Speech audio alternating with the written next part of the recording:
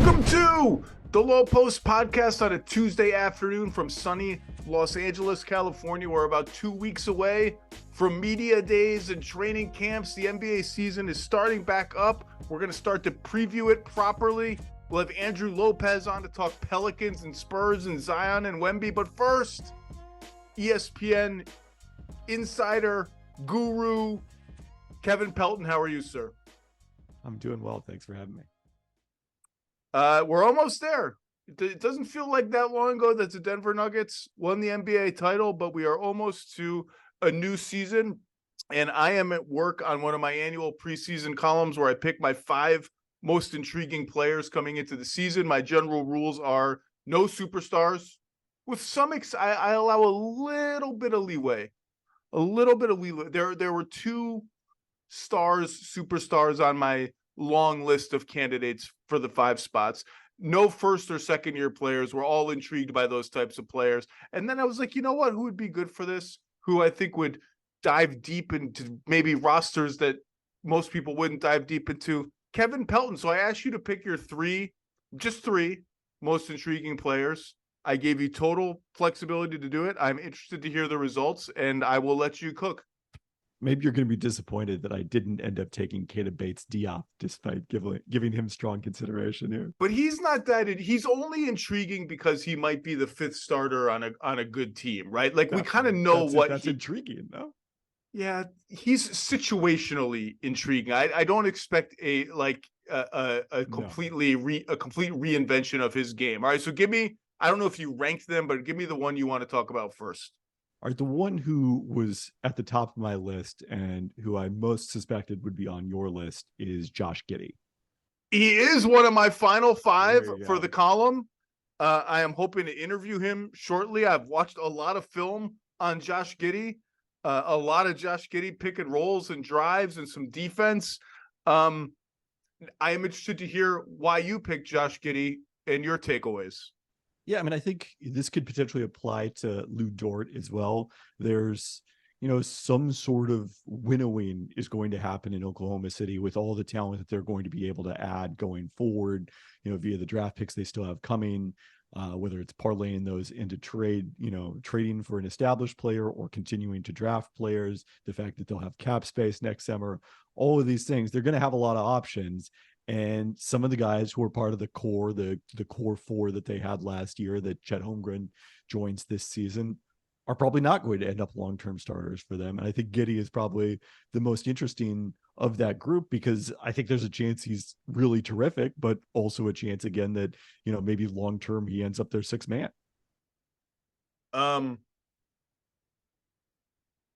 Why this? So 6th man is an interesting way to put it. 6th man or out of Oklahoma City. I had this conversation with Andrew Schlecht before, sometime in July before I left for vacation. And we talked about the talent crunch and payroll crunch that's coming for the Thunder no matter what. They're just not going to be able to pay all these guys what they're going to be worth. It's happening. Every young team is going to face this in the new CBA. You're just not going to be able to functionally do it. Plus, they just have literally too many draft picks, which is why almost every draft they're trading 2 for 1, 3 for 1 to move up and draft your Ousmane Dieng's, and they moved up again this year to get Kason Wallace, and the Pokuševski is the most famous example of them trading a bunch of picks. They did the reverse in trading out of drafting Alper and Şengün. And I asked Andrew, I was like, when I envision what the Oklahoma City consolidation trade looks like, why does my brain keep coming back to Giddey as the one of this young core that would have to go? Not would have to go, but that might go, because I like Josh Giddey. I think he's super interesting. And I think the simplest way to put it is it's always a little dicey to project how does a guy who needs the ball but has a shaky jump shot fit into a great team as a number 2, number 3 option? How does that work? How does that look? And Andrew's response was, I think it's too early. I think the Thunder view Giddey as a cornerstone player because they want to play with pace. They want to rebound and run. They want decision makers all over the floor. And he is skilled enough, big enough, and the size is critical. He's huge for a ball handler and smart enough to make up for his shaky jump shot by screening, cutting, decision-making. And he does have all of these little wrinkles to his game where, despite the fact that everyone's going to go under screens against him, despite the fact that everyone's going to ignore him off the ball, he has these little tricks just to pry open extra little feet of space that he can then eat up off the dribble and make shots. He's a good fake handoff guy. He just keeps defenses off balance, but I still keep coming back to him. So elaborate a bit on the sixth man, vision that you mentioned. Yeah, and I think this runs along the lines of why you kind of focused on him. You look at last season per cleaning the glass, their offensive rating when they had SGA and Giddey on the court together, 115.1, solid. Very good. When it was just Giddey, 108.4, not great. When it was just SGA, 121.4. So some of this is some overlap with Lou Dort and the fact that you have two shaky shooters, one of them much more frequent than the other in the starting five alongside Shea. But what it does say is Shea plus shooting is almost unstoppable offensively.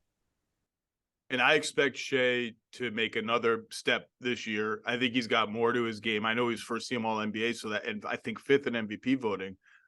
So that sounds outlandish. I just have been so impressed. I've mentioned it before. I've been so impressed with Shea.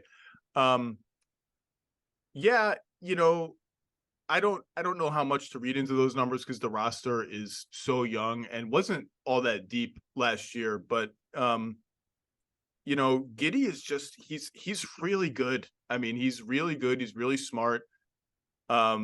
He's smart about rejecting picks and keeping his defender leaning the wrong way and then opening up that little alleyway, just little extra bits of space. If you go under, he can kind of beat you to the spot behind the screen. And if he gets to within 12 feet, he's just kind of going to bruise and bully his way and shoot floaters over smaller defenders. To me, when I dove into the film on him, the biggest, not the biggest challenge, but I think a challenge the Thunder are going to face when he's handling the ball is when teams switch pick and rolls against him and Chet Holmgren or him and big Jalen Williams and just say, we don't think you can beat our big guy defender one-on-one, Josh Giddey, because he's just going to lay off you and you're going to have to either shoot jumpers or drive right into him.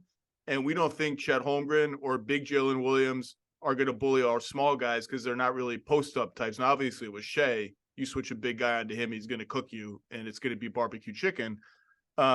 And then if Shea has the ball, you just have the sort of endless dilemma of, like, what is Josh Giddey doing? If he's just standing around the perimeter, that's not very useful. Last year, their solution was often have him set screens for SGA and space their big men out as shooters and let him or even Dort be the roller. And the bet on Josh Giddey is that, yeah, Shea's going to be our number one option. There's no question about that. That means when you're both in the game, we're going to have to find a way to have a non-shooter. And I'm not going to brand him as like a permanent non-shooter, but for now, for simplicity's sake, let's classify him as that. We're going to have a non-shooter surrounding Shea, and we're betting that guy is good enough, skilled enough, smart enough, cagey enough to make it work on offense.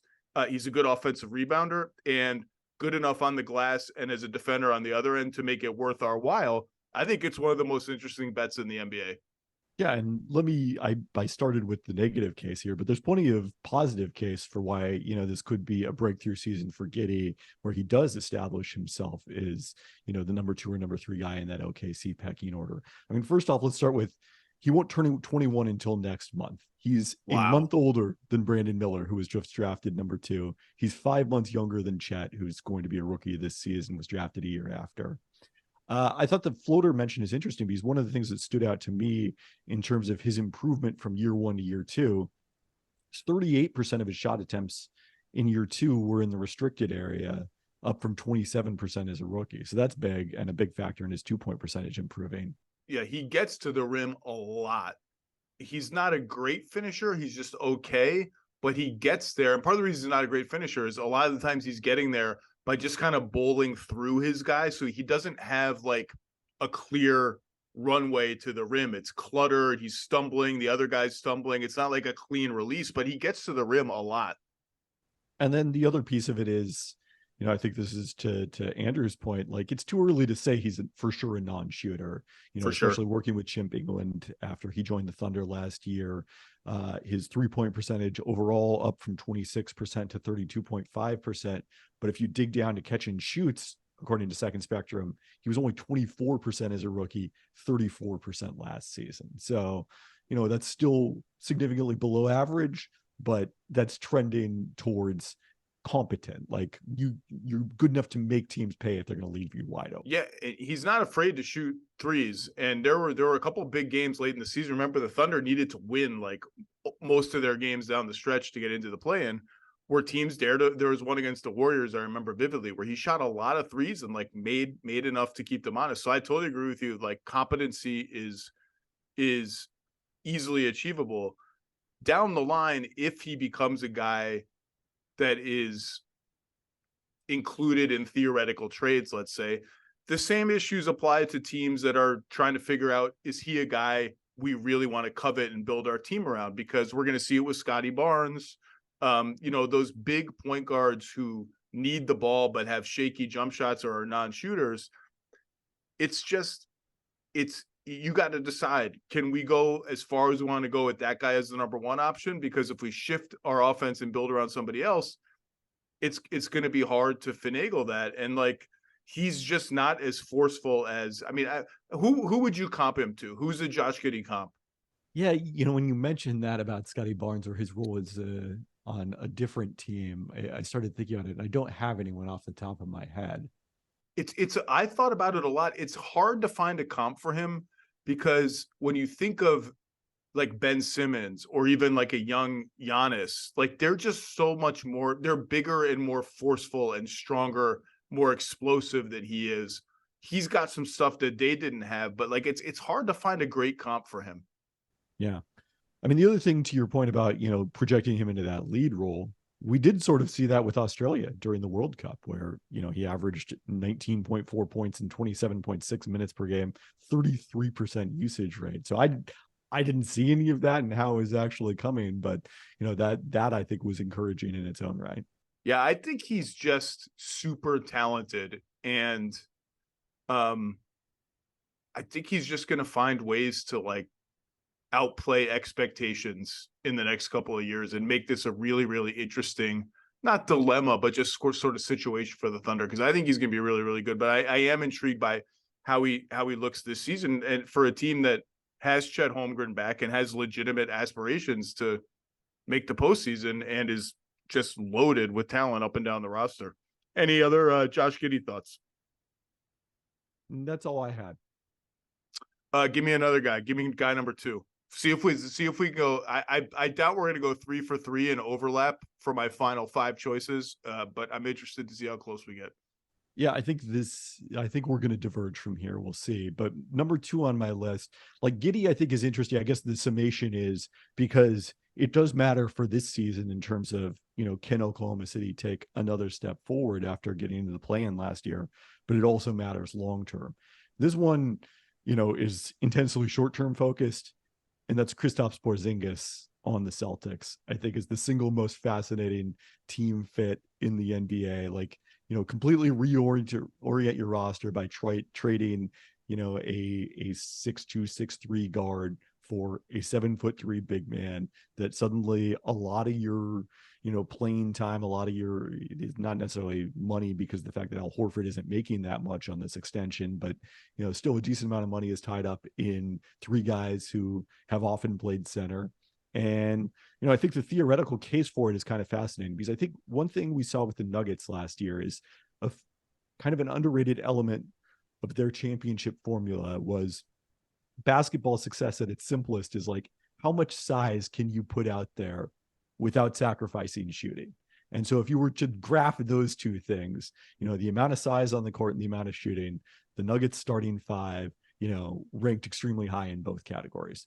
Boston ranked really low in terms of size with many of their best lineups, which, was often Jason Tatum at the 4 and Al Horford at the 5. Joe Mazzulla liked only playing one of those two big men with Williams and Horford together last season. So flipping Smart for Porzingis, you've upgraded both your shooting and added more size. I think that's got to be kind of their logic for it, but it's all still a fascinating fit to see how it actually works. Yeah, skilled size has always been the end game of roster building. It's not small ball, it's skill ball. And I'm assuming the Celtics starting 5 will be White, Brown, Tatum, Horford, Porzingis. Which leaves Robert Williams coming off the bench, and maybe they don't go that way. Maybe they go another way. But I just think if you're going to extend Porzingis for all the money they extended him for after acquiring him, you're not doing that for him to come off the bench and have his shooting come off the bench. And then Horford is sort of just the unselfish connector, defense first, whatever type. That lineup is enormous. I mean, absolutely enormous. Every time I talk to somebody about the Celtics and the Smart Porzingis trade, not every time, but most times, I say some version of like, it just makes me a little bit nervous. This sort of reinvention and relying on a guy who doesn't have much experience in big games. I don't know how much stock to put in his gigantic year in Washington for a team that was playing with no stakes and not a ton of talent around him, and he could do whatever he wanted. But defensively, he was very good. Offensively, I think his decision-making, which really began in Dallas. Like, he would run an occasional like give and go kind of play with Luka where he'd be like, whoa, the passing is coming along. And just when the Wizards would give him the ball at the nail, it wasn't always let me just jab step and launch along too. Sometimes he would grab and go real fast and drive to the rim and make the right pass off of that. But I'm just a little queasy. It makes me a little queasy because they got to have a not totally new, but revamped defensive scheme. You're not going to be able to switch as much. You're going to have to play double big lineups more. A lot of these guys are older and or injury prone between Horford, Porzingis, Robert Williams, who's always injured with something, and Brogdon, who they tried to trade. And Gary Washburn reported earlier this week, I think, that he's still angry that they tried to trade him or almost traded him or included him in trade talks, whatever phrasing you want to use. And then their depth beyond that is interesting in the absence of Grant Williams, who was a huge part of he wasn't a huge part of their team last year. Joe Mazzulla banished him inexplicably for huge parts of the season. They're going to rely on guys like Peyton Pritchard and Sam Hauser and O'Shea Brissett. Like, those guys are going to have to play. And then the executive or coach I'm talking to usually says like, yeah, I agree with you. I get why you're feeling that way. And then both of us do the but, and the but is these guys are really, really smart, and the moves they make tend to work out. And what does it look like to you if this works out? Yeah, I mean, it's interesting because you mentioned kind of the defensive element of changing the way they play in terms of not switching as much. And, look at the second spectrum data on switches. None of the Celtics regulars switched as infrequently as Porzingis did in Washington last season. Not even Luke Cornett when he was on the court. So, well, they can't switch. They can't switch Luke Cornett because they have to have him do the Luke Cornett jumping jack from 10 feet away from the rim. Who adopted the Cornett contest or the eclipse or whatever you want to call it is Porzingis in DC at the best of now departed Dean Oliver as part of their coaching staff. So, but offensively, it's a different style too, because, one of the things that's changed for Porzingis over the last few years here, and particularly last year as part of this career year in Washington, is you go back to 2019-20, and there was the whole hullabaloo, on Inside the NBA over why isn't Kristaps Porzingis posting up? He's 7'3". And at that point, it made sense because, as Rick Carlisle explained, like, Porzingis post-ups were not that effective in Dallas. He was much more valuable to them spacing the floor for Luka Doncic. But all of a sudden last year, he was fourth, according to Second Spectrum, in points per direct post-up, when he either shot or passed to someone who shot or one of them turned it over. All of a sudden, that's a huge weapon. And that's something that Boston did not do at all. According to Second Spectrum, no Celtics player had even 100 post-ups last season. He had 263. Yeah, the Celtics, their offense, if there was something that let them down, it was always their late game offense. I mean, defensively, they slipped a little bit this past season, and particularly in the playoffs, had a number of games where you just wondered where that identity was defensively. But offensively, it was always a late game slog or often a late game slog. And just generally, they have not been a high free throw team. They've been just a very perimeter oriented team, and you can still get to the rim with great spacing like that. That's kind of the point of great spacing, is to open up those alleyways to the rim, but they never really did. And I get why they said we need to try something else. And part of that is getting bigger and adding this post up option. I'm not, we'll see if he can replicate those kind of numbers. Cause I mean, look, if he can shoot over guys, he's going to make a lot of shots. And as I said before, his aggression and decision-making, I thought, were a little better. I think the East is, I don't, you only answer this question if you want to answer this question. If you had to pick a team today to win the East, who would you pick? It would be the Celtics. Still the Celtics. Yeah. It would. I mean, the answer is, as it was when we discussed this question about the West most of last season, like the field is the answer. But if you're picking a team, it's the Celtics. I legitimately don't know who I would pick. I maybe I would pick the Celtics by default because I'm worried about just how this year is going to feel for the Bucks now. The Sixers are like, it's astonishing how few people would say Miami. I bet if you pulled 100 NBA media members, what is that? If Miami gets Dame, and let's say the price is kind of what it's been reported to perhaps be in the end, does that change your answer? I don't think it changes my answer. It definitely increases Miami's spot in that pecking order. I mean, I don't think they're as good as last season without Gabe Vincent and Max Strus. So I keep saying this. The East feels, and maybe in 2 months, this will just be nonsense. Like James Harden will be back and playing well, and the Celtics will look awesome. Milwaukee will be totally fine. And like, who cares what Giannis said 2 months ago? They'll be 23-4. It just feels a little more unstable at the top than it did last year when we had these three teams penciled in, and it didn't end that way. Like, if we woke up in the conference finals and like New York or Cleveland or Team X was one of the two teams in it, I'm not sure I'm going to pick that, but like right now I wouldn't be surprised. But again, in 2 months, that could all look stupid. I guess I just I like the Porzingis pick. I didn't have him on my long list, but I think that's a good pick. Any parting East thoughts, Celtics thoughts? Go ahead. Well, one more thing on Porzingis is, and this case became a lot tougher to make when he had to miss the World Cup due to plantar fasciitis, and we'll see whether he is in fact cleared for the start of training camp, as the Celtics said was expected back then. I think people kind of miss that he was, by modern NBA standards, reasonably durable last year. 65 games were the most since his second season, and of the 17 he missed, 9 of them were due to illness, including the last 6 games of the season, with the Wizards season long over. So it wasn't, that he was, again, knock on wood, missing a lot of time with a variety of physical ailments. Yeah, he had a case of the Wizards, I guess, late in the season. A case of the Wiz. That may be contagious. Give me your third guy. My third guy is a little bit different. I don't know that it's actually going to matter that much for this season, but this is more of a long term. And, I think it was kind of fascinating, the response when Matt Moore left him out of his top 100 players.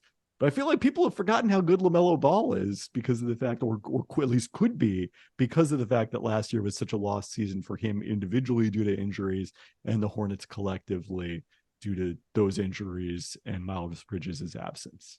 So perhaps to the disillusionment of the editors, LaMelo Ball is probably not going to be one of my final 5 picks, but he's on my long and medium list. I think this is a great pick.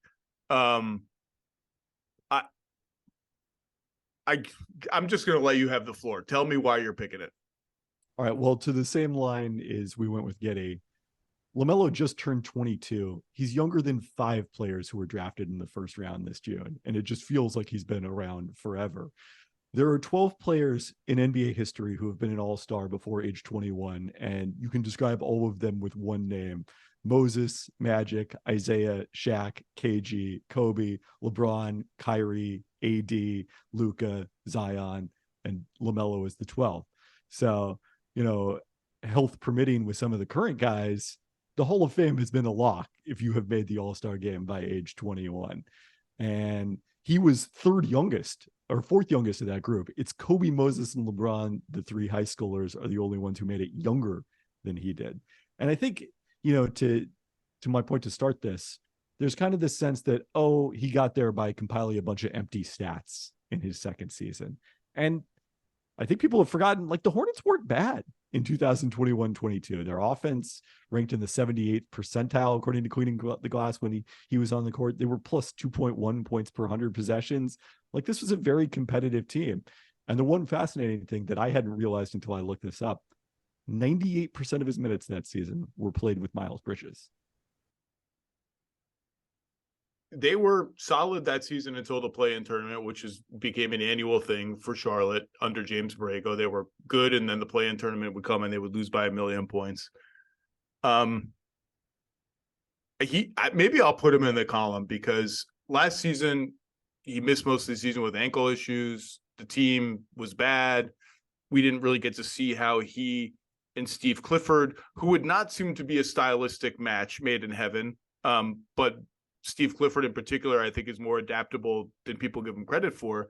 That team was solid. And you look at this team this year, I mean, if I had to take a stab at their starting five, LaMelo, Rozier, Bridges, probably Hayward at the 3 and the 4. I mean, then I have PJ Washington, who they just re-signed on a great deal for the Hornets. I mean, it's restricted free agency just stinks for players. It just absolutely stinks.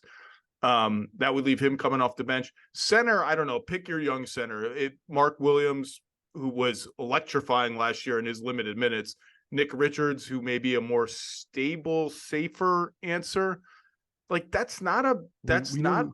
we know who Kai Jones thinks should be the starting center.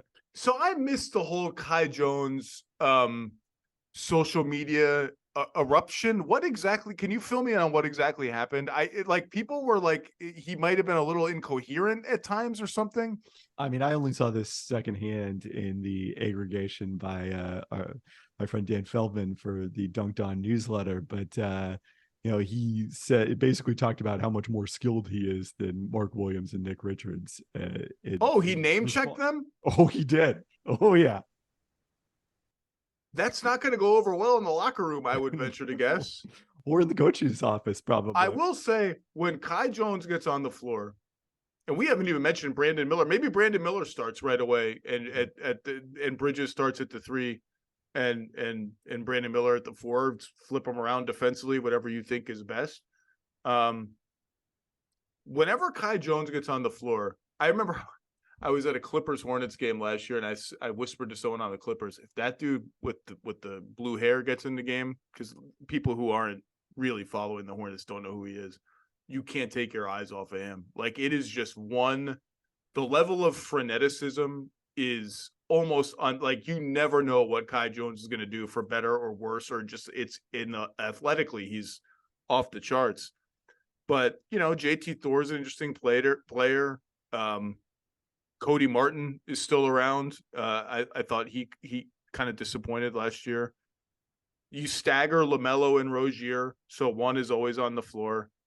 This is a decent team. I don't know what their over under is. I suspect it's low 30s. I might take the over on them after really hammering the under theoretically last year. I just think I've said this before. I didn't like the way LaMelo played in his brief action last year. I thought he morphed into a little bit too much of a chucker. His game was a little too loose. I keep rattling off this stat about, I think he was one of only 2 guys in the league, or maybe the only guy in the league who had, I might get it wrong off the top, but it's like more than 20 field goal attempts per 36 minutes and less than 3 free throw attempts per 36 minutes, which to me is indicative of a guy who's just throwing up jump shots.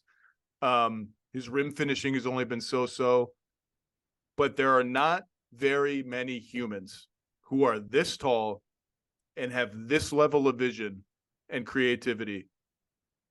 One of the 5 to 10 most creative, brilliant passers in the NBA, and can shoot threes off the dribble at a high level, to the point that I will out myself.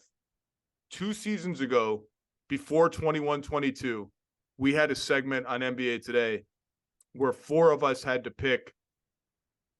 You get to build your team around LaMelo Ball or Ja Morant. Who do you pick? And I think it was 2-2, and I picked LaMelo Ball. And my reasoning was, I love Ja. This is 2 years ago. I love Ja. I love what he stands for as a teammate. I love the way he plays. I could look really stupid for picking LaMelo Ball, but I'm just going to bet on size plus passing plus shooting every time. And I think he kind of became a little bit of a carnival act last year when he played. I almost don't blame him because there were no stakes to their season. Now there are stakes. There's talent around him. There's another tentpole young player around him. I think this is a home run pick. Yeah. I mean, I think that nailed it. Like, his usage has gone up every season, was 30% last season. I don't think you want it there long term. Like, he's better as a distributor than he is as a scorer in his own right, even though, his ability to score helps facilitate the playmaking element of it. And look, LaMelo has not been very good defensively. That was, I think, the empty stats element of those James Borrego teams is, how much they gave up at the other end of the court. They didn't necessarily slow down a lot last season with Steve Clifford, but, if they can marry the offense of 2021-22 with, even approaching league average defense, that, that's going to be a really interesting team. And LaMelo is going to have to be a big part of that in terms of accepting the challenge of the defensive end. I think they're an interesting team. We mentioned the centers, the 2 young centers. They used to play PJ Washington at center quite a bit. Steve Clifford went away from that last year. It doesn't kind of fit his MO. They also have these veterans like Rozier and Hayward. If the season goes the other way, do they look to move those guys, for younger talent is an interesting, or picks is an interesting question. They owe their pick to San Antonio via the Hawks, top 14 protected this year. So probably the Spurs shouldn't. Maybe you never know. That could be an interesting pick to take a look at. I just think if they can, I mean, he's still so young.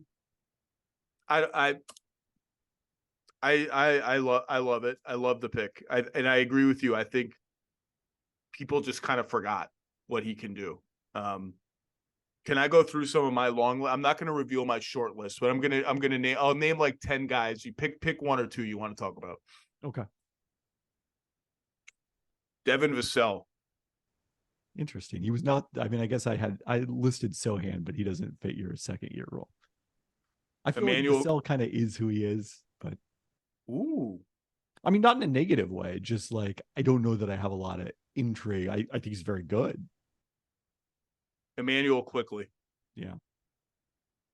I kind of want to the extension season for him. I'm not going to spoil the column because he's going to make it. Like, what happened in the playoffs? Just didn't translate. I'll tell you the other star besides LaMelo, and by star, I mean like proven all-star, has been in the all-NBA conversation. Some of these other guys, like I have Cade Cunningham and Evan Mobley. I think both of those guys are going to be stars. They're intriguing for obvious reasons. Cade, after missing most of last season, Mobley, can they ever play him at the 5? How does he respond to last season's playoff collapse when he and Jared Allen just couldn't get it together offensively? Can he make enough corner threes? Yada, yada, yada. The one superstar-ish player I had was Trae Young. And I don't even know why. I just feel like full year of Quinn Snyder, year 2 of DeJounte Murray, a pretty like deep roster, a disappointing fall off from the conference finals of 2 years ago. I feel like it's not a prove it year for Trae Young because he's proven a lot. It's almost like a prove it year for this construct of the Atlanta Hawks to me. Like I think I'm higher on them than most. I already have my bet with Tim Bontemps that they're going to finish top 5 in the East, or else I owe them $100, I think. Any thoughts on Trae Young and the Hawks? Do you think I'm going to lose that bet? And look, on paper, I should definitely lose that bet. We named Philly, Milwaukee, Boston, Miami, New York, Cleveland. Like, I should definitely lose that bet. Yeah, I would want Tim's side of that bet. It's safe to say. No, I thought about Young for kind of the same reasons. I thought you were going to have Karl Anthony Towns on your list for somewhat similar reasons, but you know, we've never seen the Trae Young 21 playoff run from Towns. Good. That's a good one. He's not on my list. That's a good one.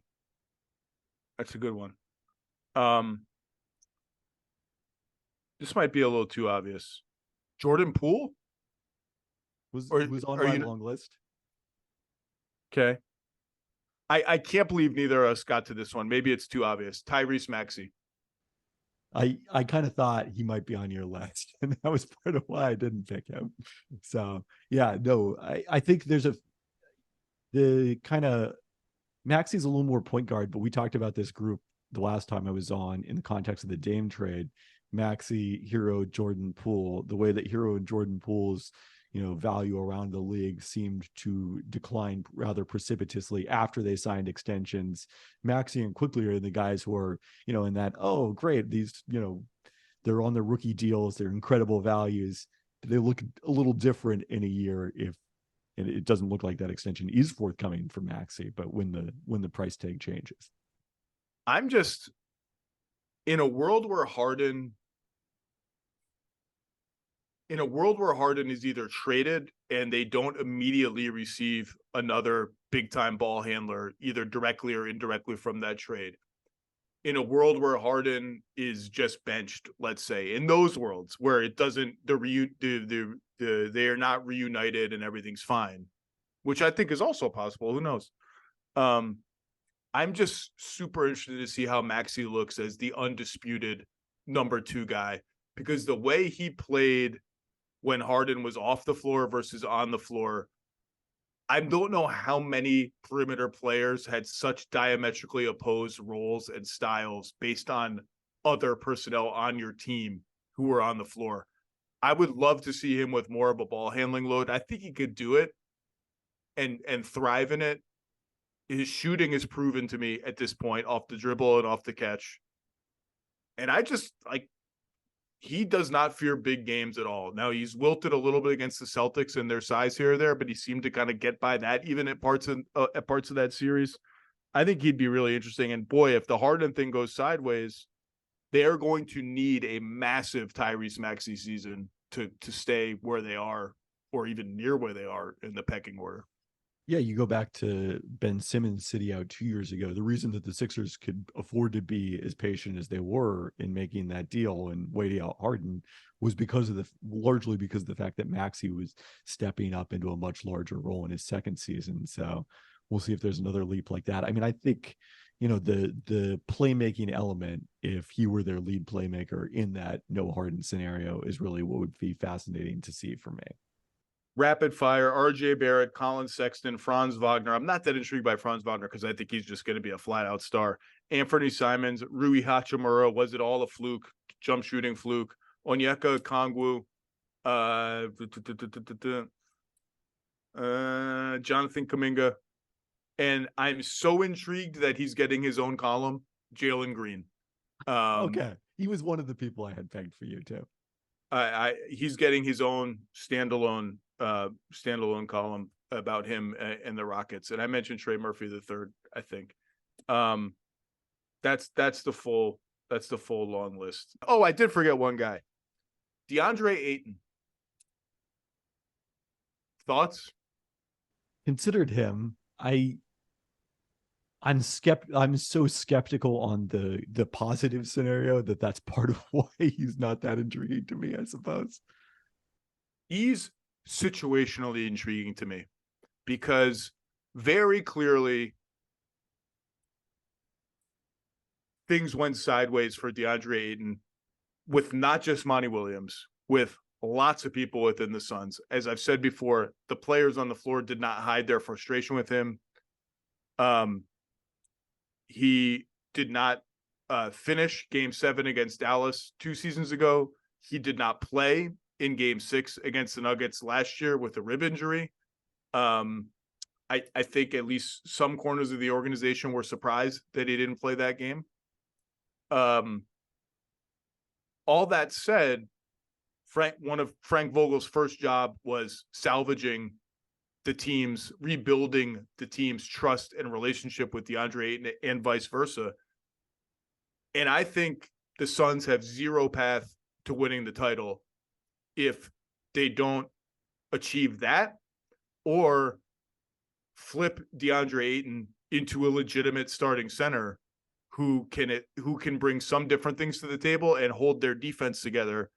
This is not to overrate DeAndre Ayton. I just think they need stability in that position, some method of achieving a good defense.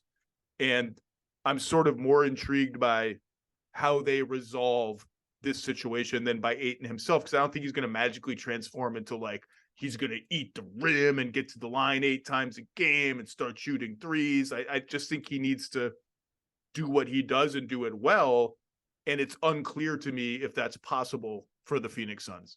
Yeah, I mean, we already have the template. It's the 2021 playoff run. That's what they need from Ayton. If he can do that again, they're different players and at different stages of their career, but the way that Vogel is coming in, approaching Ayton, reminds me a little of when Doc Rivers took over as the Clippers coach and started talking up DeAndre Jordan as Defensive Player of the Year, and really wasn't Bill Russell's name mentioned at some point in that talking up? That could have been Tom Heinsohn and Greg Stiemsma, so that might be what you're thinking of. I don't remember. It's a long time ago. Doc Rivers' first year with the Clippers feels like a long time ago. It sure does. Shifting gears, Damian Lillard still has not been traded. We've done this ad nauseum, Miami, all the other teams. You were part of a piece last week at ESPN, theoretical Damian Lillard trades to the Heat and elsewhere, and there were 4 trades, and the elsewhere were New Orleans, New Orleans, Toronto, and Philadelphia. I think, and Woj has reported that Portland has been doing more talking since the calendar turned to September after a largely dormant summer. I don't know how much, if any, of that talking has been with Miami. I don't think much at all, if any, which has naturally led to speculation about some of these other teams. Andrew Lopez and I are going to talk about New Orleans and why I don't think that's a match. I've talked about Brooklyn. I think that would be a healthy debate in that organization. I don't think they've been active. I saw Chris Mannix mention Oklahoma City as a possibility down the line. With Shea, I don't know. I mean, I don't know anything. I mean, Oklahoma City can do anything. Spurs and Jazz have been mentioned as sort of the rebuilding teams. I've said before, I don't sense that either of them have been super involved. Knicks, everyone's going to mention the Knicks. I continue to just think I'm saving my chips for other stuff. And by the way, hovering over all of this is Giannis's comments last week, reiterating, if I don't sense that the Bucks are all in on winning, I'm not going to end my career here necessarily.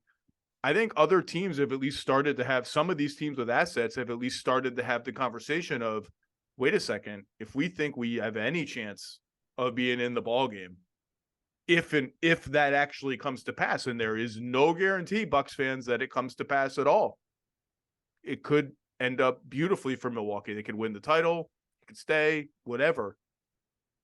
Do we need to keep our powder dry? Boston has been mentioned for Dame. I don't see that one. So my challenge to you was this. Is there a Toronto Raptors deal for Damian Lillard that makes sense to you? So my fundamental position, as we talked about the last time I was on this back in July, is that with the length and size of Damian Lillard's contract, it only makes sense to trade for him if you have a legitimate chance of winning the championship in the next 2 seasons.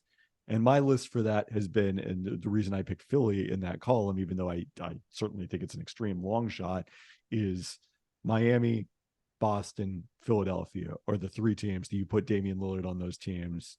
They have a legitimate chance to win, and it improves their chances of winning, I guess, in the case of, Boston in particular, who already I just picked as the favorite in the East. Toronto, I think if there is a path, number one, Siakam has to be the player who goes out in return, which presumably necessitates a third team. I don't think Siakam makes a ton of sense. Why does he have to be the player that goes out? Because I don't think he fits particularly well with Dame in terms of you're going to have now, Scotty Barnes and him is guys who are better with the ball in their hands, playing with the best pick and roll point guard in the league. And then salary wise, just like that 37 million suddenly fits rather nicely against Lillard's 46 million. Toronto could do it with Siakam and Thaddeus Young as the matching salary.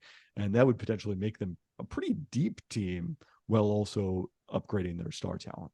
And then obviously, so from Portland's standpoint, it'd be whatever you get from the third team that, you go back to the Siakam trade talks from the summer and then draft picks from Toronto. Toronto owes that pick to the Spurs, top 6 protected. That's somewhat troublesome. They can only trade 2 firsts. That's interesting. I assume that Siakam would have to stay as part of a win now team around Dame. I also have already started wondering, Siakam is on an expiring deal. There was little burblings of trade rumors over the summer, not little, they got loud. And now I wonder is like, we think we have any shot at Giannis at all, like 1%, 2%. Like, is he going to want Siakam to be here if he ends up wanting to ever come here? I assumed Anunoby would be the one that Portland would want. I guess I was thinking more 2-team trade than 3-team trade. And then I can pile up like maybe Gary Trent comes in the deal and maybe Portland can reroute him as part of a separate trade. And then one more matching salary and we're there.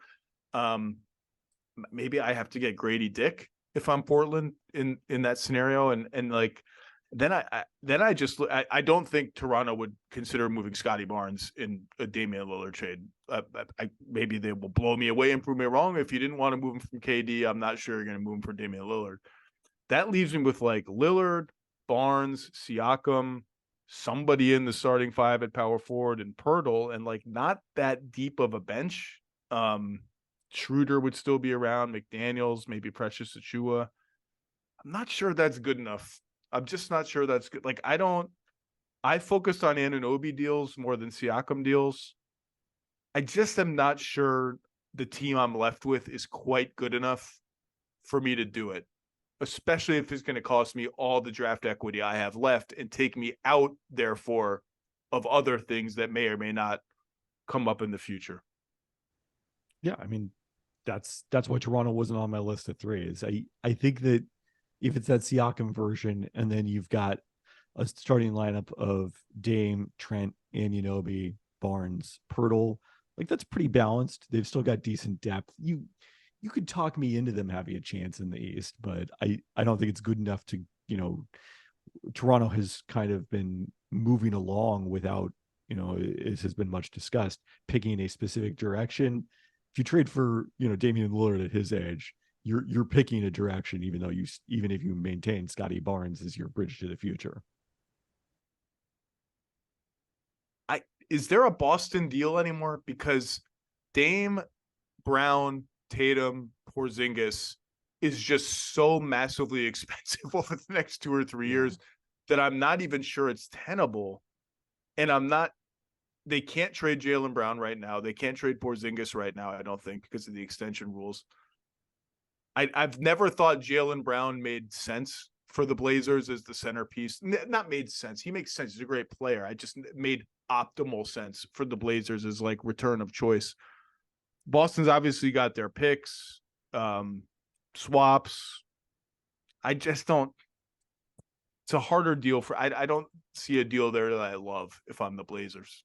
Yeah, I think it's mostly if you're just like, we will not trade Damian Lillard to Miami. And, again, to go back to where we were in July, and I think to reinforce it, the Miami trade is better, I think, than it has been characterized as. And part of the reason is, everyone says, oh, Miami always finds a way when they trade away these future picks, they end up being, in the middle or late first round at best. But if you've got as much money as they would have committed to Damian Lillard and Jimmy Butler at their ages, I think that those picks on the out years could potentially be very valuable. And also at some point you have to consider Pat Riley's age. Like, how much longer is he going to be around to be pulling rabbits out of his hat with this organization when they seem backed into a corner? So, first of all, Pat Riley would never cover his beautiful hair with a hat. Second of all, I co-sign everything you just said and have been driving that bus for 4 months. So, or 3 months, or however many months it's been since this all started. well, if you're pulling the rabbit out of the hat, by definition, You don't have it's to not wear the on your hat. head. Yeah. Yeah, it's on, you're holding it. The other interesting thing I think is the contrast between San Antonio, and this is something Andrew and I wrote about on Tuesday. Andrew Lopez, on ESPN.com, which is kind of the Spurs slow playing after landing Victor Wembanyama. The marquee pickup of their offseason was a 2030 pick swap with the Dallas Mavericks. And Portland has seemingly not taken the same approach to the Damian Lillard trade, despite the fact that they had, the number 3 pick in this year's draft.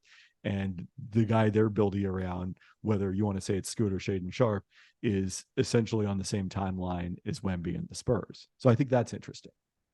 You had a resting rules take you wanted to unleash on the world. Unleash it. I think it is unlikely that the rest issue is one that is going to be solved through rules changes. Like, there's just too much gray area in terms of who's actually injured, who is, healthy enough to play, but resting, that element of it. I mean, if you go back to the games that people were actually upset about players missing last season, I think a relatively small percentage of those were actually characterized as rest or even the injury management that the league decided is allowed on a case-by-case basis. Luka Doncic did not play in both ends of a back-to-back for several months, the bulk of the season.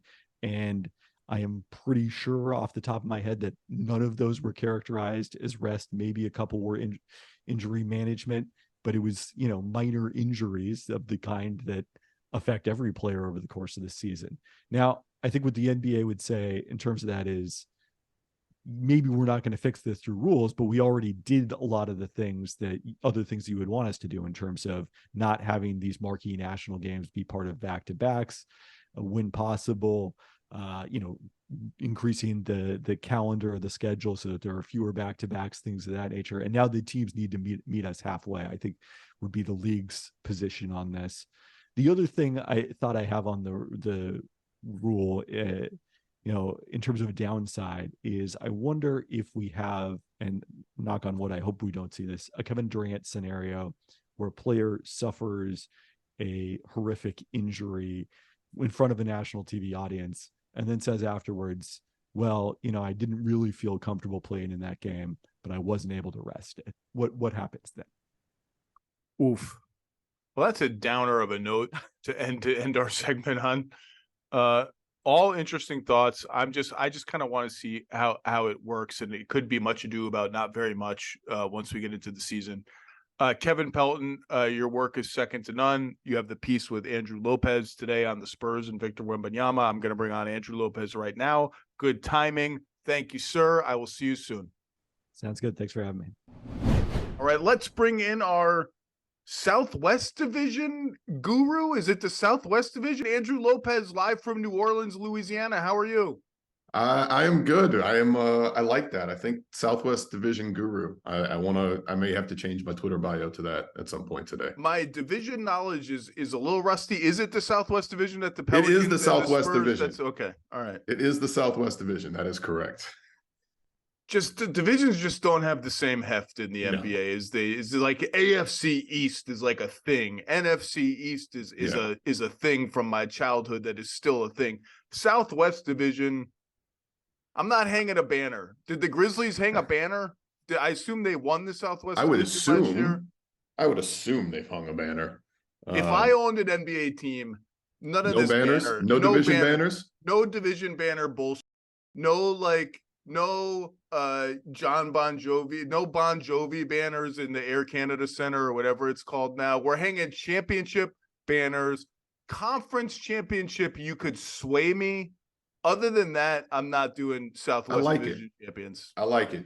Only winners. This is what we do. Winners are banners. You know what? No, I'm going to go conference champions because it's hard to win a conference championship. That's a real accomplishment. Making the NBA finals is a real accomplishment. I'm hanging a banner but it's going to be a smaller one, and it's going to be like in the corner somewhere.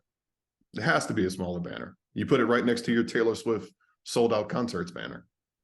Taylor Swift has been a huge part of my life for the last 6 months. I made the mistake of telling a 12-year-old girl at a barbecue over the weekend that my favorite Taylor Swift song is Blank Space. And she, like a middle schooler, rolled her eyes and was like, "Oh, that's embarrassing." She literally said to me, "That's embarrassing." I was like, "Okay, sorry." Okay. Breaking news on the podcast, Andrew Lopez, who has covered the Pelicans for how many seasons now? This probably since 18 overall, since 19 for us here at ESPN. And let's be honest, you've been covering the Zion Williamson experience as much as the Pelicans. The star-driven small market team beat is a fickle mistress, and Zion Williamson is being left, ditched. Andrew Lopez is moving to San Antonio to cover the new shiny object, Victor Wembanyama. Sorry, Zion, you had your shot at Andrew Lopez. Sorry, Pelicans, you had your shot. He's moving on. Everyone's got to move on with life. So you are relocating to San Antonio, but you're gonna still have Pelicans under your ledger, yes, right? As you can see, we are preparing for these moves. As you see, these very, very bare walls behind me. As we get to do that, but move to San Antonio is happening. I think next week. I should probably figure that out. Next week we're moving, but yeah, San Antonio and Victor Wembanyama will be at the forefront of what I do, but obviously still covering Pels and doing everything else around the NBA that we need. But based in San Antonio starting this season. We're going to start with the Pels because they actually have things at stake this season. I think the Spurs are going to be fine bringing Wemby on slowly. I think the reporting that's been out there that they're going to slot him in as a power forward and not overtax him at center is going to prove accurate. And they will not mind having another high pick in this draft, which they will almost have by default, despite being fairly deep in like decent NBA talent. They actually have 17 guys with guaranteed money. But in a Western Conference where everyone up to and including even the Rockets is trying hard to win games, like by default, the Spurs are going to have another high pick to add to their bushel of picks. So let's start with the Pelicans, who, you know, have some stuff at stake. Last season, play-in disappointment. The season before, frisky first round appearance without Zion against the Suns. Zion, of course, missed that entire season. Heralded some promise in the wake of the CJ McCollum trade, extended CJ McCollum, extended Zion Williamson. Brandon Ingram is Supermax eligible, potentially, as Bobby Marks outlined. This team is actually $2.9 million over the luxury tax, has never, ever paid the luxury tax. And in a loaded Western Conference, they have ambitions of doing stuff, and it's kind of time to do stuff. Yeah.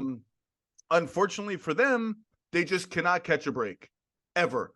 Trey Murphy is out probably 9 to 11 weeks now, because I think a week has passed since the report with a meniscus tear. And boy, oh boy, was that dude poised for a potential breakout season. Talk about a guy, even though I think he was going to be slated as their sixth man, with his shooting, catch and go ability, athleticism, solid defense, really ties their team together in a lot of ways. That's a huge loss.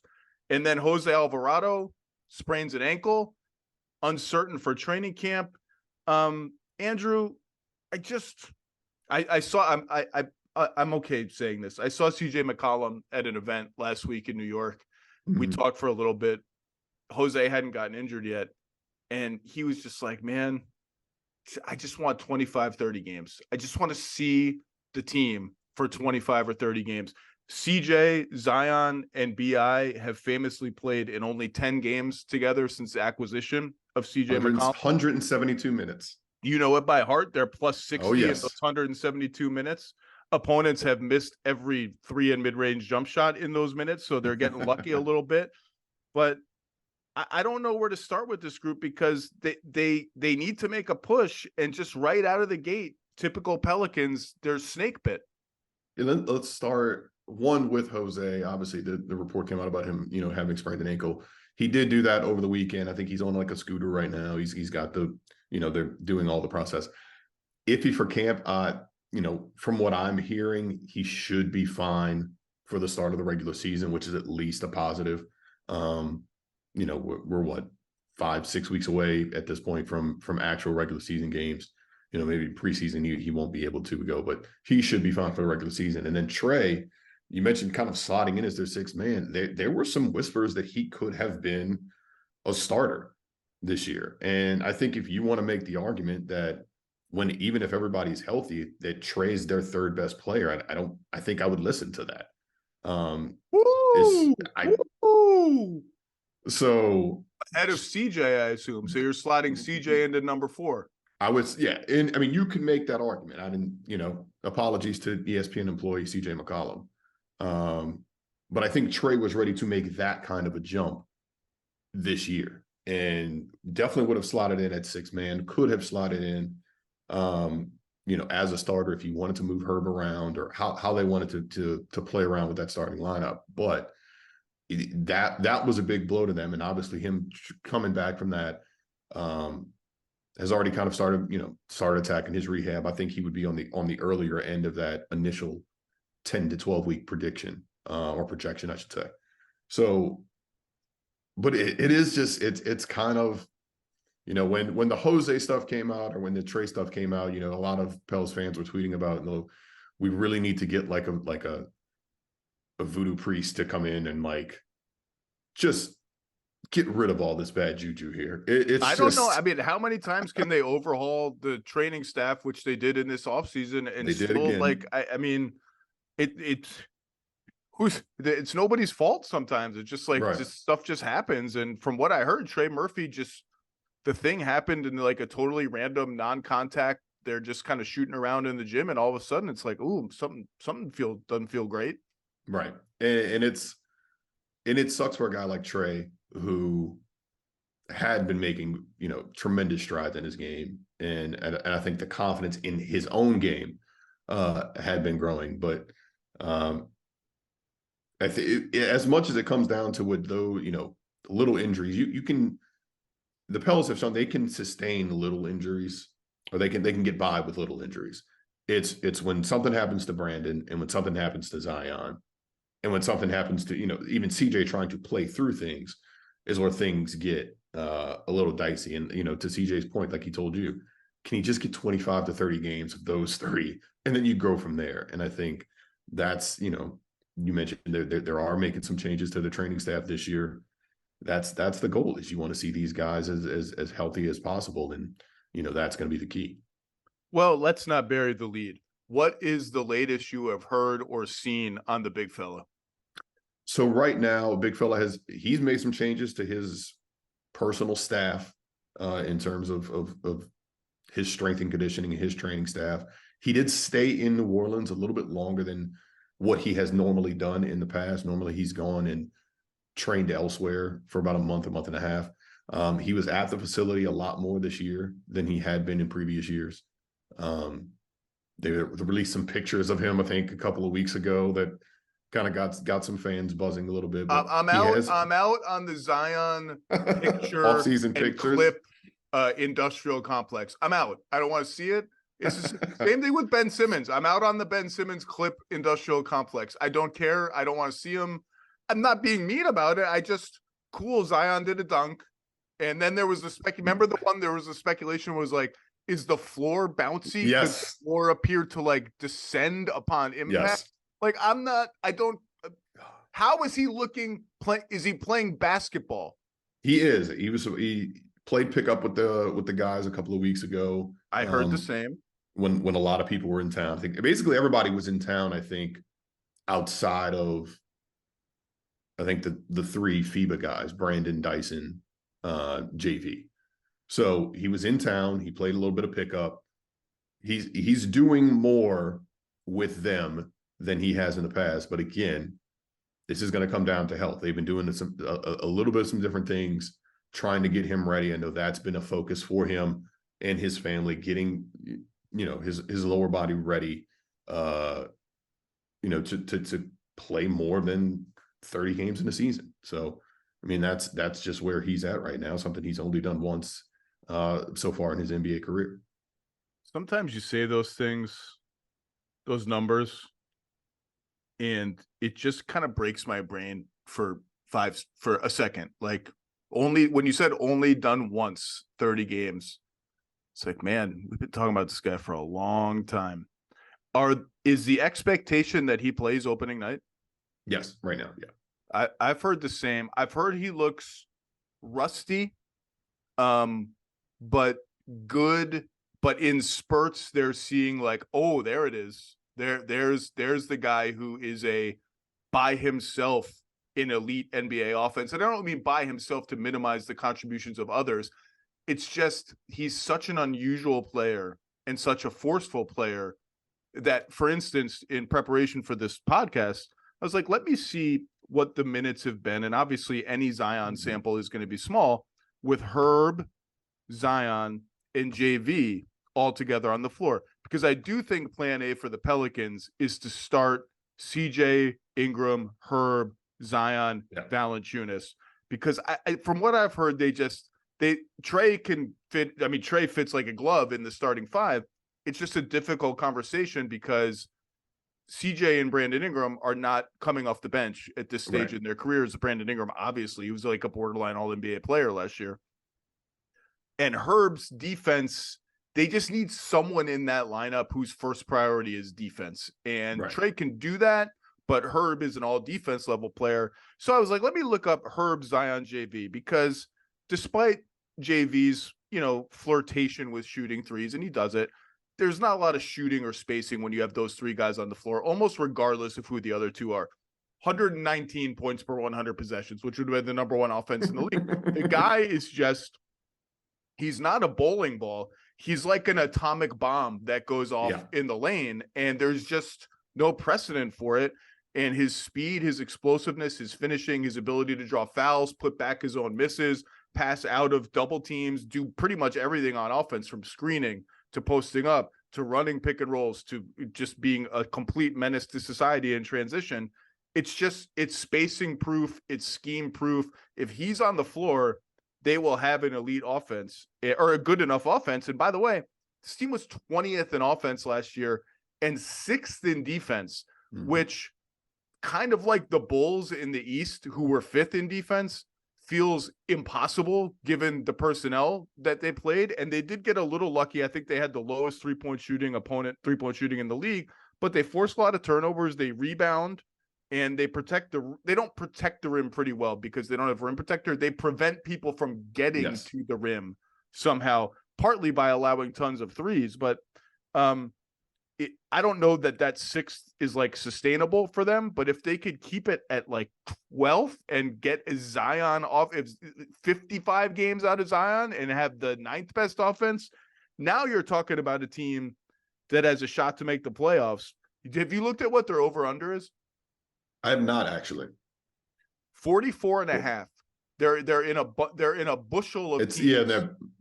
With like Dallas and Sacramento, I think, is only at 44 and a half from what I've seen. A bunch of teams in the West. And look, no fans of teams like the Pelicans in the Western Conference want to hear this. There are like 8 teams who, if you told me they finished 3rd in the West, and this is a team that was 18-8 to start last season, I'd be like, okay, that's a nice season for them. Obviously, they stayed healthy, got lucky, got some breaks. Or if you told me they finished 11th in the West, I'd be like, okay, that's kind of makes sense. I'm sure somebody got injured and some other teams were better than expected. Yep. Like, that's the reality of the West this season. It's going to be absolutely packed. And some teams with really lofty ambitions are going to look up in the standings in March and be like, oh my God, are we going to miss the play-in?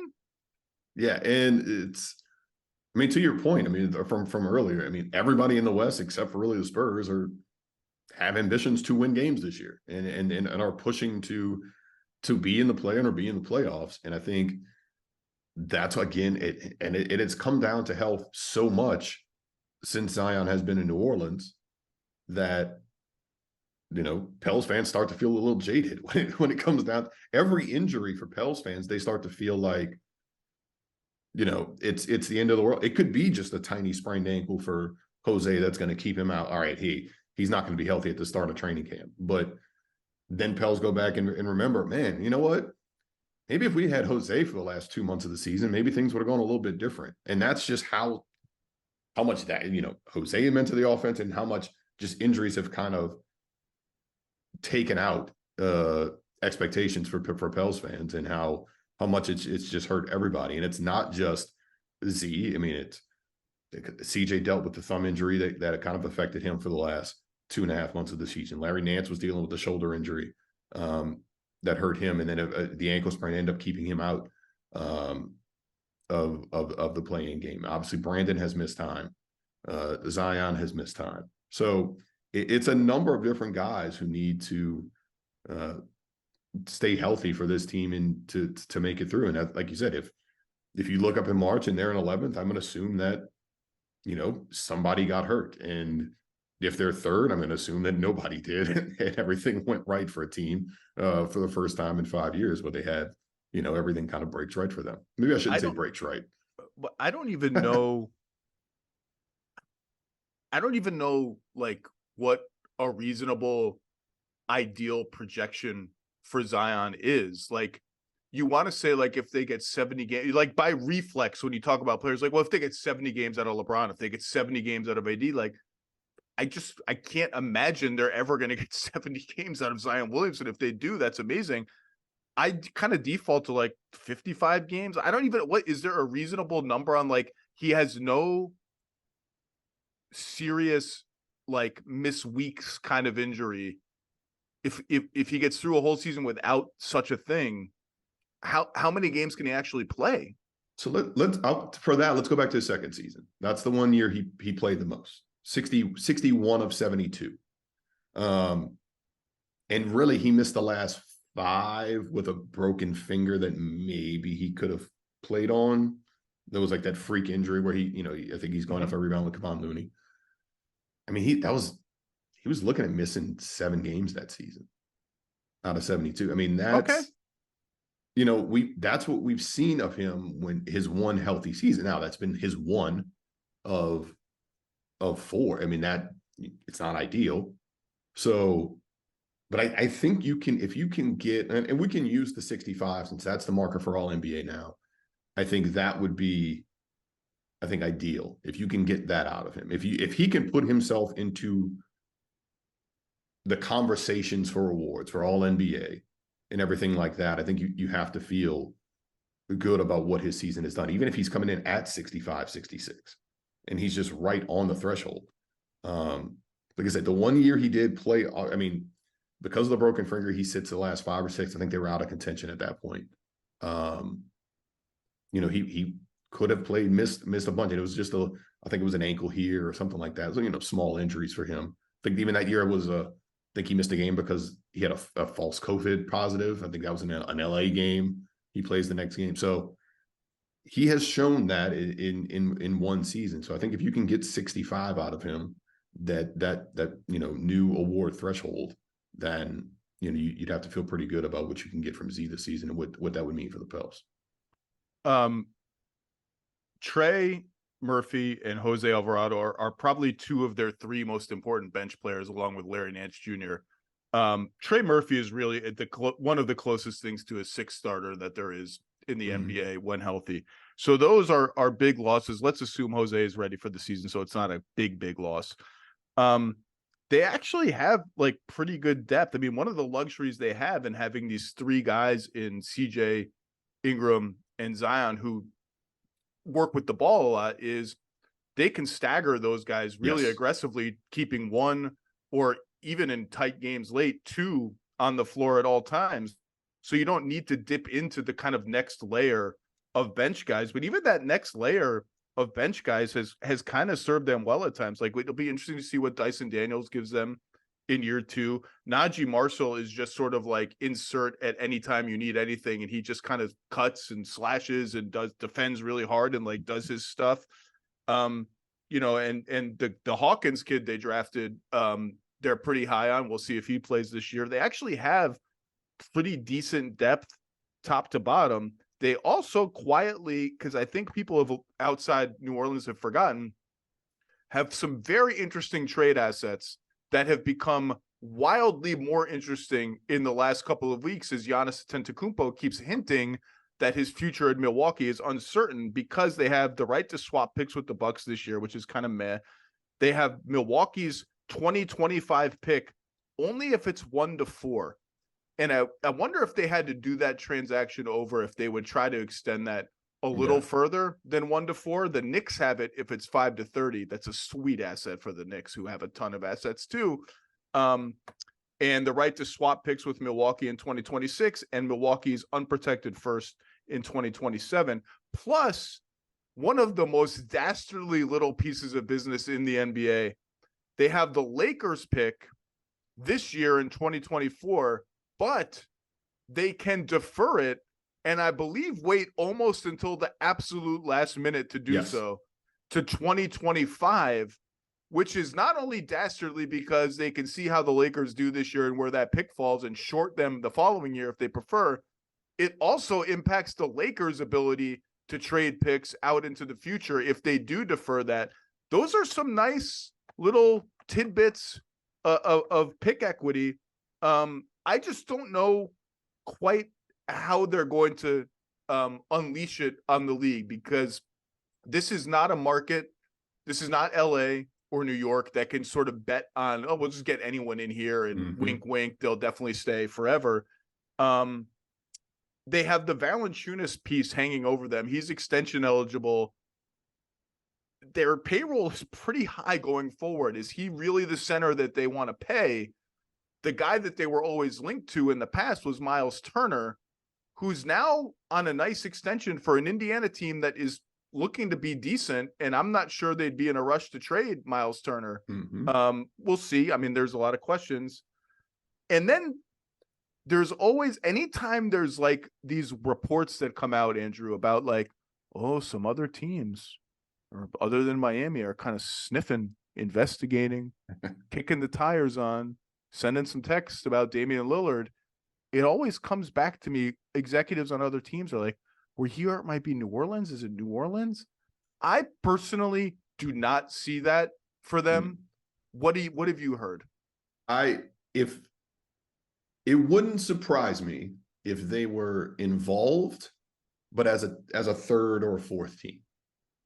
Like that would be, I think, the extent that they would try to get involved in a Damian Lillard trade. They would try to maybe, pick up an asset, do something here, maybe get in and help try to facilitate something by throwing an extra piece in. I do think how this season goes, I think, is going to dictate how they cash in those assets. You mentioned the Milwaukee pick, which looks a lot better now than it looked maybe 2 months ago because of Giannis's comments. JV's expiring deal. I mean, his extension out, but he's only expiring this year. If things are trending upwards and you get before the All-Star break, you get 30 games of what you see from CJ, Brandon, and Z, I would think that would mean you have a pretty good record at that point. You're at least in that mix in the Western Conference. At that point, do you look to try to maybe go get some rim protection? That could be something that I think maybe if it doesn't happen before the season, maybe it could happen around All-Star. But again, or on the trade deadline. But I think it all depends on where you're at as a team. Is Z healthy? Is Brandon healthy? Is CJ is that group playing together? And if you're, in a spot where, hey man, going into All-Star break, or trade deadline, we're fifth. We're 2 games out of third, but we're also 2 games out of being in 11th, which could be the Western Conference for the foreseeable future. Absolutely.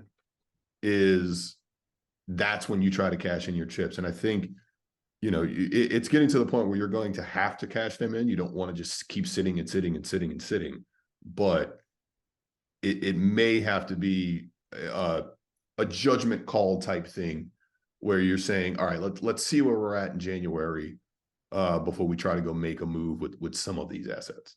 Now, the Milwaukee picks are really interesting. I already did shout out Drew Holiday.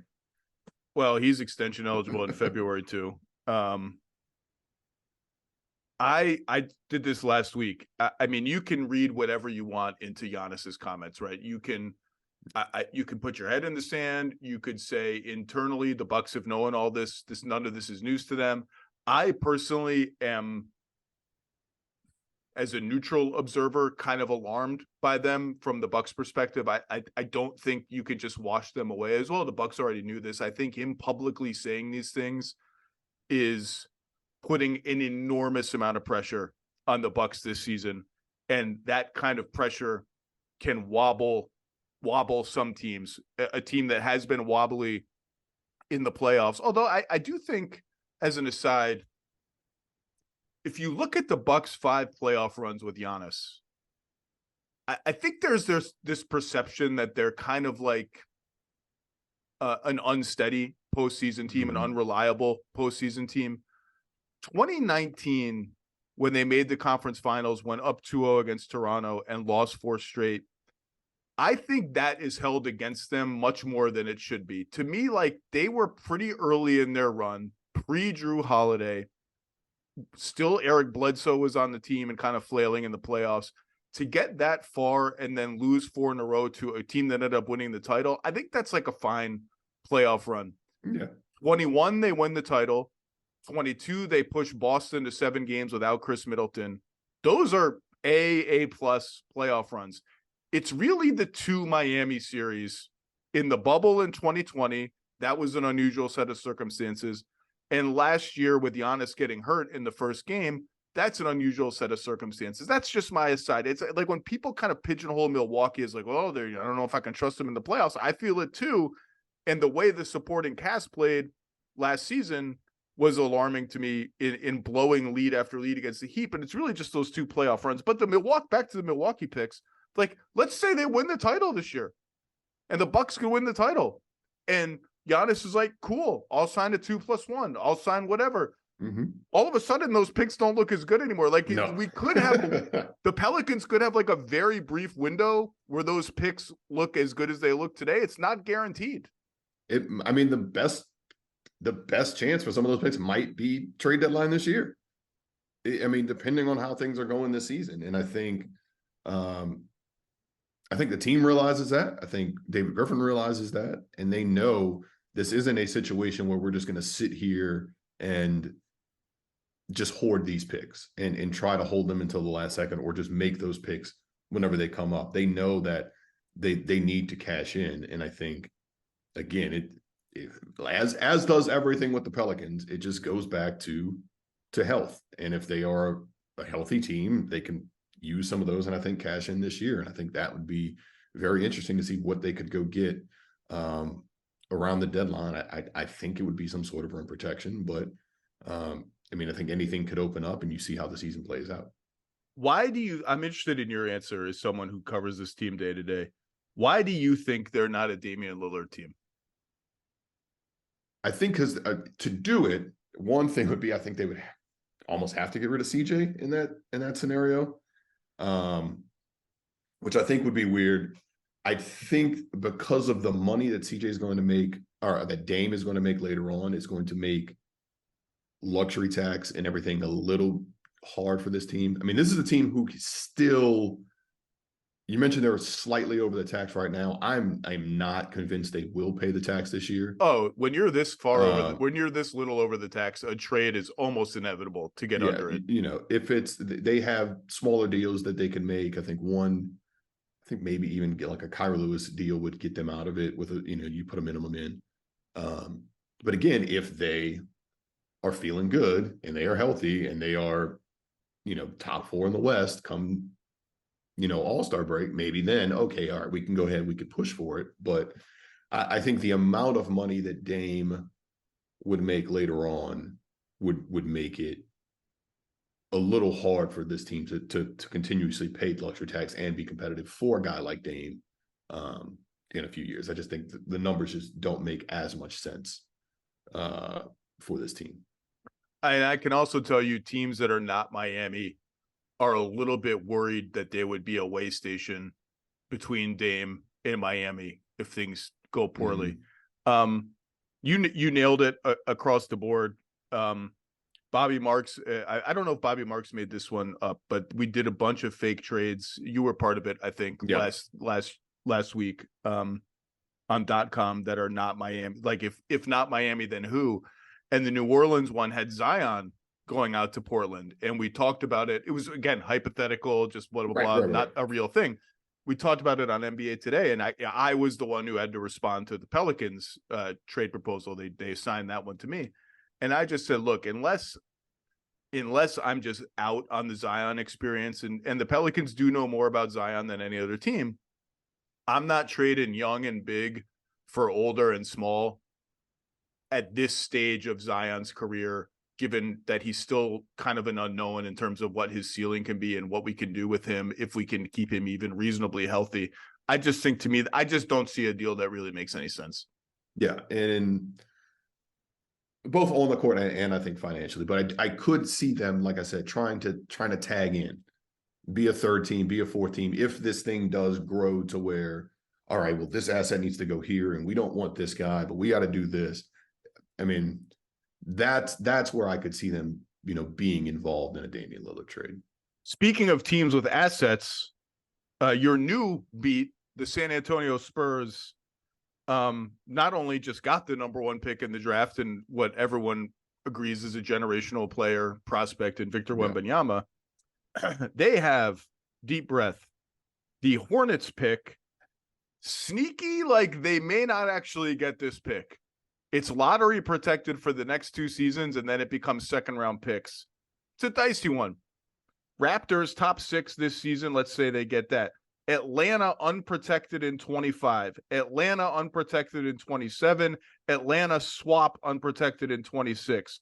Bulls top 10 protected in 2025, and then it becomes top 8. I think they'll get that at some point. Boston top 1 protected swap in 28. Dallas unprotected swap in 30. This team is absolutely loaded with trade assets. They're loaded. They're as flexible cap-wise as any team in the NBA going forward. And they actually, all the attention is going to be on Wembanyama. I love Sochan as a long-term fit next to a player like Victor. I am head over heels for Devin Vassell as a long-term fit next to a player like Victor. And they love Malachi Branham. I think this could be a big year for learning what Malachi Branham is, whether he's a hybrid guard, someone who can run the offense, and the offense is really kind of petered out whenever Trae Jones sits. I think it's going to be a big year for, like, is Trae Jones a real starting point guard in the NBA, or is he just kind of like, okay, can start on this team that's rebuilding, or can he grow into someone who's going to take enough threes and be aggressive enough, like his brother Tyus kind of grew into that sort of player to be a legit starter? They got some expiring contracts that they can use in trades, and expiring contracts are going to be really valuable, or more valuable than they have been in the past. It's an interesting team, not just as sort of an exercise in building around Wembanyama, but I'm excited to watch them play this year. I think their starting 5 is probably going to be Jones, Vassell, Keldon Johnson, Wembanyama, and Zach Collins. That's not a ton of shooting in that lineup, and I would expect Wemby to. I don't think he's going to be a super efficient offensive player right out of the gate, but that's an interesting group, and they have some talent off the bench. Like they're not going to win a ton of games, but I'm excited to watch them play. That's, I think, the thing that I am most excited about this is, obviously, it's been, look, when Z has played, it's been remarkable to watch him every game. It's one of those things where, like, you hear about, you go to a baseball game and there's something you could see in a baseball game you've never seen before, whether it's like a scoring play or something like that. That's how I felt watching Zion play. He was going to do something on the court that was like, you're just like, so what do you, how? I feel just as much about that as I do going to watch Victor.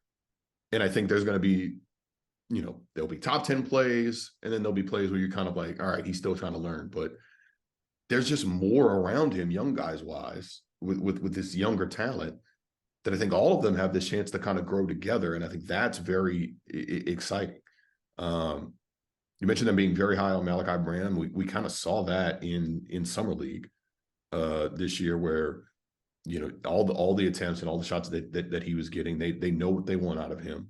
Sochan, Keldon, John, like they have a nice little core that they can try to figure out, and it's kind of, and that was the article we did with KP about. Oh, that's right. I should mention you and Kevin Pelton have an article out today. Fantastic timing about kind of trying to hit the brakes on this is not Tim Duncan, David Robinson walking into what is a 50-win team around them in their rookie seasons. Right. And both of those, I mean, David Robinson, when he walked in, obviously he walks in 2 years later to a team. They go up by, I think, 36 games. And when Tim Duncan came in, it was, David Robinson's got a bad back for a year. Let's win 20. And we win 35 or 36 games more. They both win. It was 56 win game teams both times. Two of the top 3 increases in wins, in NBA history. And the other one was when I think the big, the Boston Big Three, the first time around. So that is what has happened. Still never lost the playoff series, by the way. The Celtics 2008 starting lineup when healthy has not lost the playoffs. Now Doc Rivers works for us. I can have Doc Rivers on this podcast and make that joke to his face. I'm very excited about that. I'm very excited for that to happen. I cannot wait for that episode, just so you can say that. I should have him and Perk on at the same time and just be like, wait a second, guys. Did you ever lose a playoff series when your starting 5 was healthy? I don't mean to make light of it. Perk got hurt in the 2010 NBA Finals, and it was a tough blow. It's just small team, small sample size. That's like the Bulls. I'm so tired of the Bulls being like, well, we had all our guys healthy. We went 9-4 in a 13-game stretch in the middle of January. Like, we're pinning all our hopes on that. Okay, once we got Patrick Beverley, we were whatever and whatever. Well, now Patrick Beverley's on your team. Okay, I don't know what happened. Turnaround is in the Spurs. Big turnaround. Going back, back to the Spurs. And I think because of how they're going to play Victor, and we already seen, on the Summer League roster, Victor was listed as a power forward. He was listed as a forward. He is not going to be the 5, I think, right away. You mentioned that starting lineup, I think, is what they're going to go with. It's just going to be, I think, fun to watch them, however they bring him along. I will say he doesn't have to play the 65 to win Rookie of the Year. That's not a requirement for the Rookie of the Year award. So if he plays less than that, that's fine. He can still win the award. There's different things they can do, I think, with him this year. And I think it's going to be fun to watch Pop try to figure out how all of these young guys are going to fit together in all these different pieces that I think you have. And with Victor, you're going to positionless basketball with the guys that you have around him. And it's trying to figure out which of these pieces work, where you have all these multiple guys outside maybe Zach Collins who can play, a lot of different spots on the floor. And I think that's going to be maybe the thing I'm looking forward to the most this season, outside of just watching Victor do ridiculous Victor things. Well, I've said before, offense they're going to have to figure out how to use him, where to use him. He's going to have to sort of figure out where he can best assert himself with, Keldon Johnson is a very assertive player. He has been kind of the guy in San Antonio for a couple of years now. I think just defensively, Victor Wembanyama is going to walk in as an elite defensive player. And I know that is not typical for rookies, even and maybe especially big men. I think he's going to be an exception. He's just too fast, too big, too agile, too willing to, from what we've seen, to completely buy in on that end of the floor and do some of the dirty work. Rebounding is going to be interesting to see how he holds up as a rebounder. But I think as a rim protector, all court presence, all court wrecker, he's going to be a very good defensive player. That starting 5 you mentioned is going to be a little light on shooting. The Spurs actually have 17 guys with guaranteed money right now, which means they're going to have to cut 2 guys before the season. And that doesn't include Dominic Barlow, who's on a 2-way. A lot of those guys are centers or guys who kind of play center-ish, have to play center as a role. Charles Bassey, Kem Birch, Zach Collins, etc. And when you combine that with Wemby playing so much at the 4, Keldon Johnson, he's going to have to play a little more 3 than maybe would be ideal. Jeremy Sohan's going to have to play a little more 3 than maybe would be ideal, but that's fine. And Sochan is like, he doesn't have a position. He just does what he does, and he's a fantastic connector. Can I give you a Vassell stat? I'm ready. I just think people just because no one's watched the Spurs, I think Vassell's growth as a player has gone totally unnoticed. And I'm working on my annual 5 most intriguing players coming into the season piece. He's in it year to year, the last 2 seasons. 21-22, he ran 7 pick and rolls per 100 possessions. 22-23, he ran 22 pick and rolls per 100 possessions, tripled his pick and roll volume. And his numbers in terms of points per possession when he either shoots or passes directly to a guy who shoots, and broader points per possession, just the whole possession, are pretty good considering the surrounding talent last year. And I was watching a bunch of film on him today. He got to the rim a little bit more. That was a bugaboo for him. That was a weak spot for him. He settles for a lot of mid-range jumpers, but he's an incredible mid-range shooter. And he just has a lot more craft to his game than I think people realize in terms of bobbing and weaving, rejecting picks, hesitation dribbles. Like, you can see him exploring that part of his game. He's never going to be, I don't think, like a number 1 ball handling option on a great team. That's fine. I think he is an absolutely fascinating, potentially elite, like number 3 guy on a good team going forward. And I'm fascinated by how extension talks go as we approach the October whatever deadline, because he is extension eligible right now. I am. Keldon Johnson's gotten a lot of the attention. He got the Team USA berth the last time around. He is a very good player on a very good contract. His fit long-term to me is a little less clear. That's not saying that they're ever going to move him or whatever, but I love the way Vassell profiles on this team. And I don't think the broader NBA fandom has realized what that guy has done in the last 2 years. And I think the key there is his shooting continuing to go up, and his overall efficiency numbers. I think he was like 34 as a rookie, 36, jumped to almost, I think, 39 last year. If he can clear 40 from deep, I think he just slots in so perfectly. And his confidence grew last year. I know he dealt with injuries as well, but the fact that he is, that scoring, he went from, I think, 12 to 18 points a game last year. His efficiency overall, though, is, I think, what's going to be key. And he's gotten better every single year. And, slotting in the backcourt with a guy like Victor, you're going to have somebody who can make shots. And that's what he has, proven that he could do last year. And if he can continue to do that, whereas his 3-point percentage continues to jump, I think he's going to be big. But it was, I think the efficiency there is what stands out to me more than anything else. I believe the new CBA gives teams greater flexibility in 5-year extensions for guys coming off rookie deals. Yes. Whatever the max amount of years I can lock him up for, if I'm the Spurs, I'm doing it. Someone actually, I was talking to someone from another team the other day about Vassell. It's like, I don't think of the league and teams in these kind of terms of trivia and stats trivia, but it was kind of, sometimes, like, Wendy is great at throwing these kind of stats out there that kind of make me pause. This person was like, I think Vassell is going to be their leading scorer next year. And I kind of paused for a second. I was like, well, Keldon Johnson got him by a couple points, maybe 1.5 points last year. You got, obviously, this Wembanyama coming in. I don't think that's, if we wake up and he does lead their team in scoring, I don't think that would be outrageously, like, unpredictable. I think that's a possibility. I think, and Keldon averaged like 22 last year. I could see Keldon going down a tad just because of positions. I mean, because of where Victor's at. I don't know if he's going to average 22.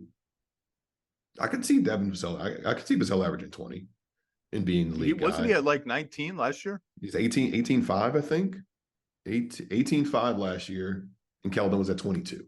So I could see both of them right around 20, and Vassell having some more some bigger games now because of the shooting. I don't think that's far-fetched at all. Not at all.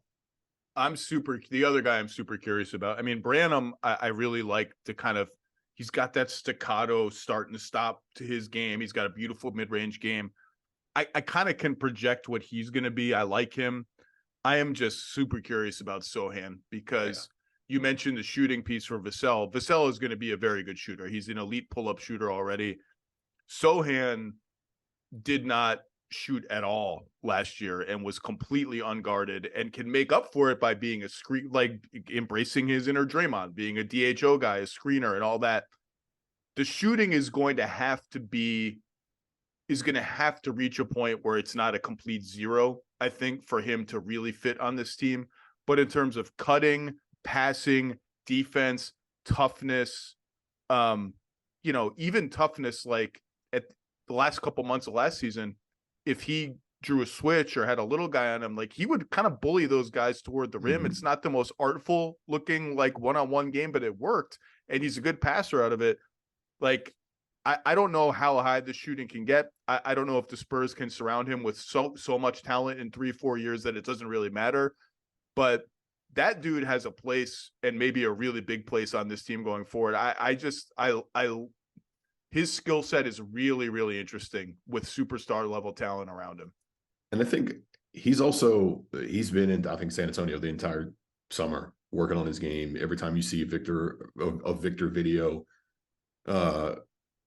so he's right there. I mean, he got Victor to change his hairstyle of his. I mean, he has been around working, I think, on and off the court on his relationship with Victor. And I think that's going to be key about how Victor has kind of bought into what these guys are doing so far. But he is just such a piece that just fits in a lot. Like, I think every team would love to have a guy like him. And, who just kind of does everything. You would like to see the shooting percentages go up, and obviously, but he has shown commitment to do whatever needed of him to do that. I mean, he was shooting one-handed free throws last year, and he shot them very well. But I remember when I spoke to him about it early on, it was, he mentioned, like, some guys you ask a guy that and they're like, oh, I don't want to do that. It looks weird. People are going to make fun of me. And he's just like, Pop asked me to do it, and they said that was the best thing for me, so I did it. And I think that's the part I think every coach in the NBA would want, a guy who just says, oh, I just tell him something, he just does it. There's no, oh, I don't want to do that. I might look. No, he just goes and does it. And I think he will find a way to make sure he is impactful. And even if they have to kind of, essentially have lineups where he's the 5, essentially, and have, Victor as the 4, and then, guys who could shoot around them. I think they will find ways to make that work around him because of just how hard of a worker he is. A guy we haven't mentioned, and a really deep cut. You could tell that Vassell and other ball handlers liked being on the floor late in the season with Mamu, who's a 5 who can shoot. And to your point about inverting the spacing, like, he's only on a 1-year, $2 million deal. I don't know what kind of long-term hope he has, but their search for a shooting 5, and Collins has flirted with being a shooting 5. I think he kind of went back the other way last year. I thought he had quietly a nice season for them as a bruiser, interior guy. I think that's going to be interesting. And I'll just say this. We saw it with the Dame whispers. I don't think the Spurs have ever really been in on Dame. I don't think they're going to ever be in on Dame. But just the whispers, for a certain kind of star player, and not everyone is going to be like this, because San Antonio is not a glamorous place to be. You're probably never, ever going to be the guy there if Wembanyama hits like they think he's going to hit. For a certain kind of star player, that situation with those picks and this talent is going to have an appeal. We saw it with LaMarcus Aldridge way back when, and now he was from Texas and wanted to go back to Texas. But I don't think they're just sort of this total no-go for superstar players. It's going to be the right kind of player with the right kind of outlook on life, or someone who doesn't really care about market or whatever. I think this could turn into an attractive situation down the line for the right kind of player, but that is down the line. This year is going to be, let's see what we got. And it's going to be exciting. I think it kind of reminds you a little bit of what Brooklyn was doing before KD and Kyrie got there. And it was, they had kind of built it up, and it's like, oh, this is an attract. Now, granted, it was still Brooklyn, so you still get to go live in New York. But these guys, these pieces have grown, I think, together. And I think you just have a bigger star attraction there right now with Victor, who, if all these other pieces come along, then it's going to be the right fit, I think, for a lot of guys who just decide, hey, we want to go win, and it's, this could be the place we do it. Andrew Lopez, good luck with the move. Thank you very much. I hope you enjoy your new city. I think all of us will be making various pilgrimages to San Antonio this year. So I will see you in San Antonio, if not elsewhere sooner than that. Thank you for your time. Your coverage of these teams is just fantastic. The intel you bring us, the insight is unparalleled. I appreciate the time, my friend. Thank you. San Antonio, send me breakfast taco recommendations, please. Oh, you're going to be overwhelmed now with San Antonio restaurant recommendations. San Antonio is a good food city. It's a good food city. Andrew, thank you, sir. Thank you.